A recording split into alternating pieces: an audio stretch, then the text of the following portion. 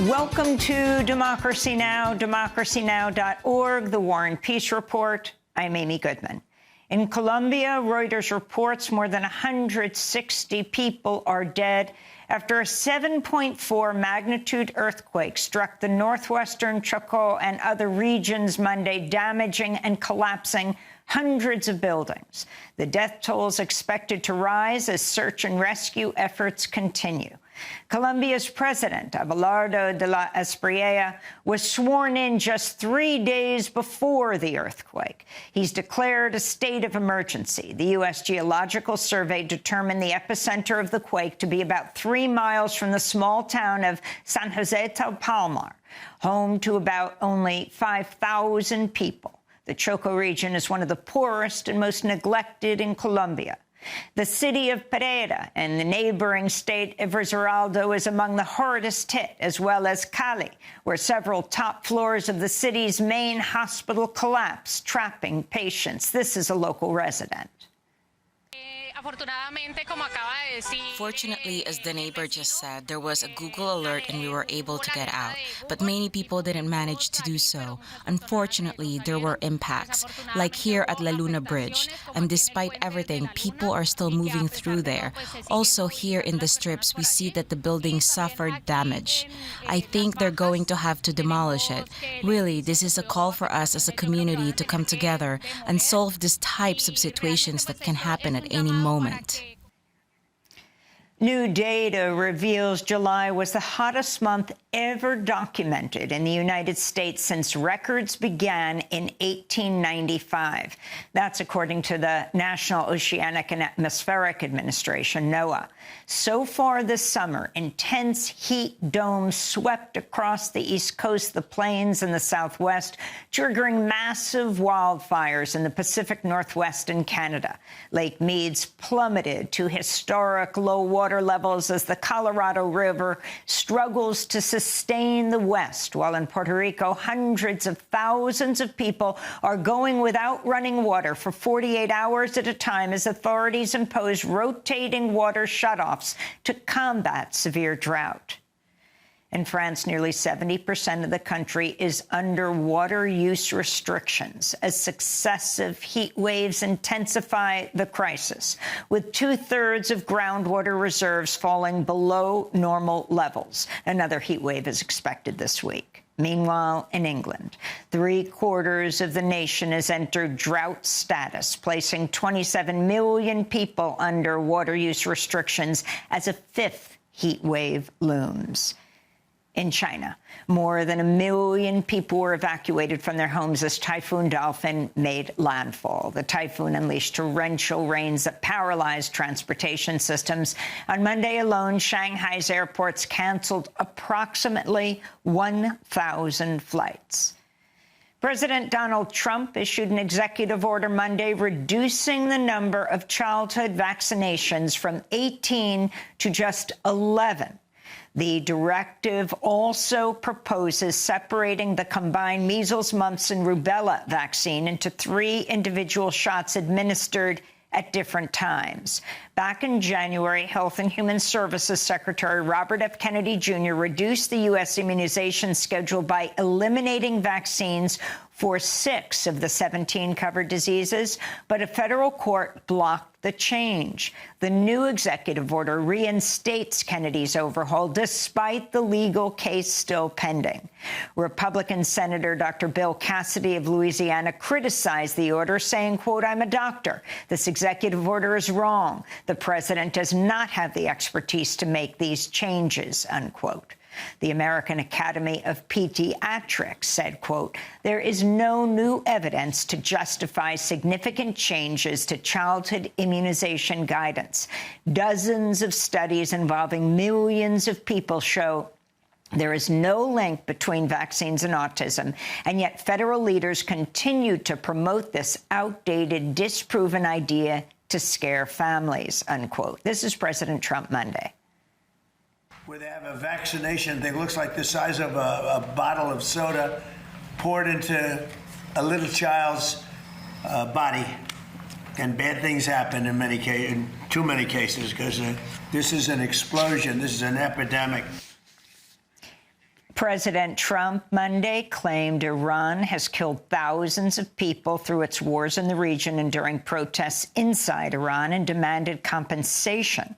Trump's new proposal countered Tehran's existing demands for reparations and the removal of sanctions, which largely matched a preliminary peace agreement signed in June but has since collapsed. This is President Trump. Well, we're going to ask for money for the damage they've done over a 50-year period. Whether you go SS Cole or whether you go all of the people that were so badly hurt, so badly wounded or killed, many thousands of people, and maybe damages for the 52,000 protesters over the last 4 months that were killed in Iran.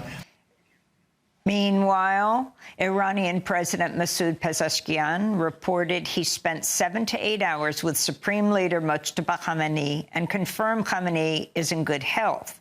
The two men met in late July around the start of Pezeshkian's third year as president, according to state media. It was good meeting with Iran's Supreme Leader Mojtaba Khamenei. We talked about all sorts of issues. We raised all the problems and set out our concerns. In terms of his health, he was completely well, because someone who can sit there and hold discussions with us for 7 or 8 hours cannot be in poor health. This comes amidst new reports President Trump secretly left the presidential jet before Air Force One took off from Turkey at the end of last month's NATO summit because of a credible threat, an Iranian threat, to fire a missile at his aircraft. In Syria, a court sentenced ousted leader Bashar al-Assad to death Tuesday after a trial in absentia.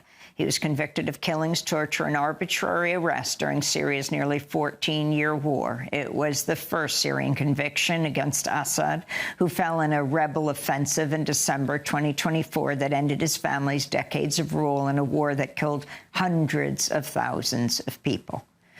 A U.S. oil company linked to President Trump called Greenland Energy is preparing to drill in Greenland without local approval.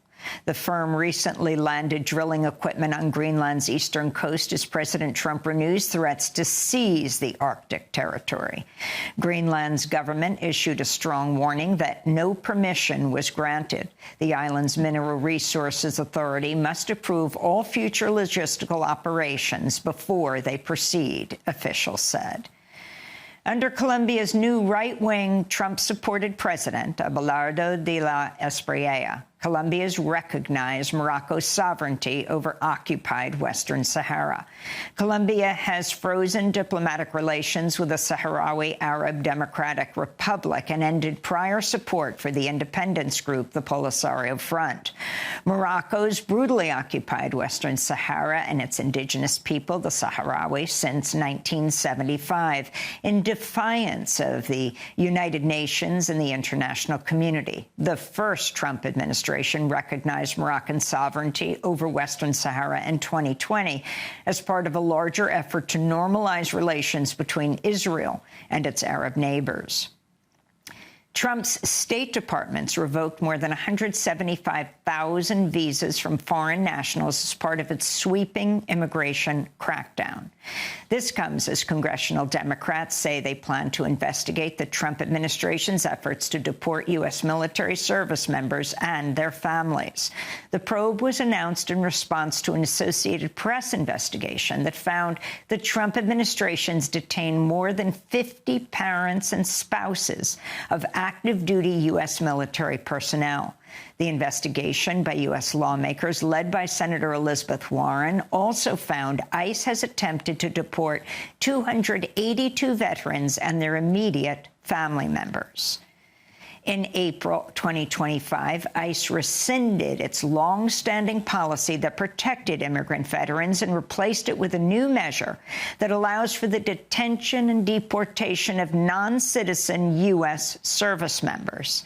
In more related news, attorneys and local advocates are reporting Haitian immigrants in Ohio are being forced to report to ICE appointments and wear ankle monitors after the Trump administration officially ended TPS, that's temporary protected status, stripping deportation relief from hundreds of thousands of Haitians. A video circulating on social media and news outlets shows a Haitian man in Blue Ash, Ohio, collapsing to the ground in tears after leaving an ICE check-in and receiving an ankle monitor. He's been identified by CNN as Monsanto Mahler. He said he's lived in the U.S. since 2023 and that he fled Haiti fearing for his life. A U.S. appeals court in San Francisco allowed thousands of lawsuits to proceed Monday against Meta, Google, TikTok, and Snapchat for designing products that are addictive to young users. Attorneys representing thousands of school districts and individuals suing Meta and other companies said in a statement, quote, "A trial is how the public finds out what Meta knew about its products' impact on children, when it knew it, and what it chose to do with that knowledge. Meta has fought to keep that evidence from the public," unquote. And in New York, a Staten Island judge ordered an emergency pause on New York City Mayor Zohran Mamdani's new pied-à-terre tax. The court ruled on Friday in a lawsuit filed by 3 homeowners seeking to delay the rollout of the tax. The pied-à-terre tax targets homes valued at $5 million or higher and co-ops and condos worth $1 million or more when the owner does not live there as their primary residence. A spokesperson for Mayor Mamdani said, quote, "We disagree with today's ruling, but we're confident in both the pied-à-terre surcharge and the city's ability to implement it fairly and effectively. This surcharge asks those who own second homes valued at $5 million or more to contribute their fair share to the city they benefit from," the spokesperson said. In India, tens of thousands of student and youth protesters marched on the legislature in Jharkhand Monday as riot police deployed tear gas, water cannons, and beat demonstrators with batons. This comes amidst weeks of street anti-government protests against the ruling BJP party over the leak of national exam questions, which forced millions of students to retake the exam. Some students ended up dying by suicide after studying for the exam for years. The protests forced the resignation of India's education minister last month. This is a student leader. I would like to humbly appeal to the state government through your platform that this protest today be a historic one. By evening, the crowd here will increase gradually. I appeal to the state government that you will have to seriously come up with a decision today itself on the student-related issues. And Massachusetts has expanded late-term abortion access, loosening restrictions in cases of severe or lethal fetal abnormalities or if the pregnant person's life is at risk. The law will allow providers to perform abortions after the previous cutoff of 24 weeks when it's necessary to save the pregnant person's life. Most abortions still happen within the first trimester. During Monday's bill signing, Massachusetts Governor Maura Healey, a Democrat, said, quote, "We believe healthcare decisions should be made between women and families and their doctors, not politicians. Mothers and fathers and families who experience these devastating diagnoses, and they are devastating, heartbreaking, now they'll be able to make their own choices," the governor said. Massachusetts becomes the 10th state, along with Washington, D.C., to allow an abortion at any point in pregnancy. And those are some of the headlines. This is Democracy Now!, democracynow.org, the War and Peace Report. Thanks for watching Democracy Now! On YouTube. Subscribe to the channel and turn on notifications to make sure you never miss a video. And for more of our audience-supported journalism, go to democracynow.org, where you can download our news app, sign up for our newsletter, subscribe to the daily podcast, and so much more.